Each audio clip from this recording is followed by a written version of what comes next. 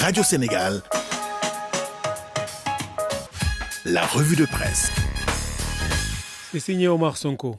Célébration de Pâques, l'archevêque de Dakar, Monseigneur Benjamin Ndiaye, a invité les fidèles à l'amour et à la foi en Dieu et Jésus et a renoncé à Satan pour le progrès malgré les défis. C'était lors de la messe de la veillée pascale, fait savoir le quotidien national. Prononçant son homélie, renchérit le journal Monseigneur à plusieurs reprises à exhorter les fidèles à l'amour de Dieu et du Christ. Croyez en Dieu, le Créateur, le Tout-Puissant, et Jésus-Christ, a-t-il recommandé. Un message de l'Église catholique sénégalaise sur la vie en communauté, appelant les humains à se doter d'un cœur nouveau que seule la parole de Dieu peut nous procurer. Rapporte pour sa part Sud Quotidien, qui note que l'archevêque de Dakar a insisté aussi sur la coïncidence du carême avec le Ramadan, qui est un moment de salut pour les Sénégalais. Et puis, difficulté d'approvisionnement en kérosène, l'aéroport Blaise Diagne en panne sèche,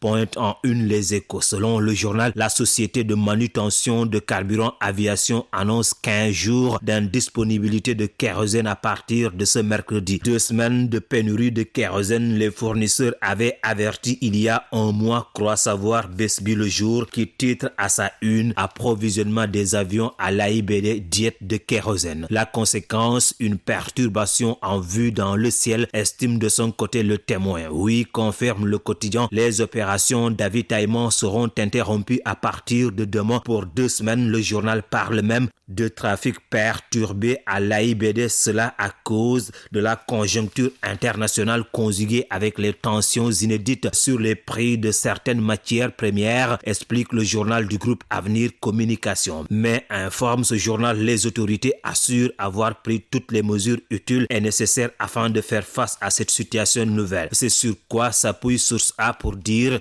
que la direction de l'aéroport refuse de s'affoler et annonce ces mesures. C'est ainsi, relève Sud Quotidien, que depuis samedi dernier, tous les opérateurs aériens opérant à l'AIBD sont requis de prendre les dispositions nécessaires pour transporter la quantité de carburant nécessaire afin d'assurer l'autonomie en carburant des vols retour. Toutefois, poursuit Sud Quotidien, des dérogations exceptionnelles pourront être accordées sur demande par l'ANACIM pour répondre à des contraintes opérationnelles de certains transporteurs aériens. L'aéroport international Blaise Diagne va rester ouvert à l'exploitation durant cette période, conclut le journal. Ibrahima Sadi.